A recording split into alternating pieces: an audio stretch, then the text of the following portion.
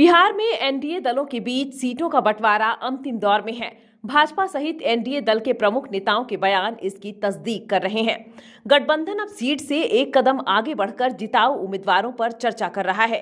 गठबंधन में शामिल दलों के शीर्ष नेतृत्व जातिगत और राजनीतिक समीकरण के साथ ही कई मापदंडों पर उम्मीदवारों को अंतिम परख रहे हैं। 2024 लोकसभा चुनाव में भी एनडीए बिहार में पिछड़ा और दलित उम्मीदवारों पर ही फोकस करता दिख रहा है। 2019 के लोकसभा चुनाव में एनडीए दलों ने 40 में से आधी यानी 20 सीटें पिछड़ा और अति पिछड़ा वर्ग के उम्मीदवारों को दी थी। इनके अलावा 6 सुरक्षित सीटों से दलित उम्मीदवार जबकि 14 सीटों पर सवर्ण उम्मीदवार उतारे थे। यह समीकरण इतना सफल रहा कि एकमात्र किशनगंज छोड़कर सभी 39 सीटें एनडीए की झोली में गिरी थी। इस समीकरण में छेड़छाड़ की गुंजाइश कम दिख रही है।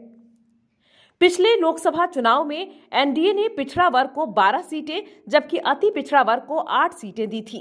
पिछड़ा वर्ग में सबसे अधिक 5 यादव, 3 कुशवाहा और वैश्य तथा 1 कुर्मी को चुनाव मैदान में उतारा था। अति पिछड़ा वर्ग में धानुक, केवट, गंगेई, गोसाई, निषाद, गंगोता, चंद्रवंशी और मुस्लिम को 1-1 सीटें दी गई थी। दलित की 6 सुरक्षित सीटों में 4 पासवान, 1 रविदास और 1 मुसहर समाज को मिली। सवर्ण जाति की 14 सीटों में सबसे अधिक 7 सीटों पर राजपूत, 3 पर भूमिहार, 2 पर ब्राह्मण, 1 पर कायस्थ और 1 सवर्ण मुस्लिम को उतारा गया था। सवर्णों को 14 में से 9 सीटें भाजपा ने दी थी, जबकि जदयू के 17 उम्मीदवारों में 13 पिछड़ी और अति पिछड़ी जातियों के ही उम्मीदवार थे। लोजपा ने 6 सीटों में से 3 सुरक्षित सीटों से अपने परिवार को रखा, जबकि 3 सवर्ण को टिकट दिया था।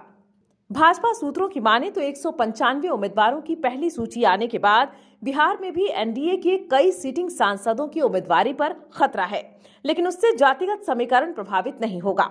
उम्र, परफॉर्मेंस और दूसरे समीकरणों के आधार पर कुछ सांसद हटेंगे, पर उनकी जगह उसी समाज के दूसरे उम्मीदवार को टिकट मिल सकता है। महिला कोटे से 1-2 सीटें बढ़ने की उम्मीद लगाई जा रही है।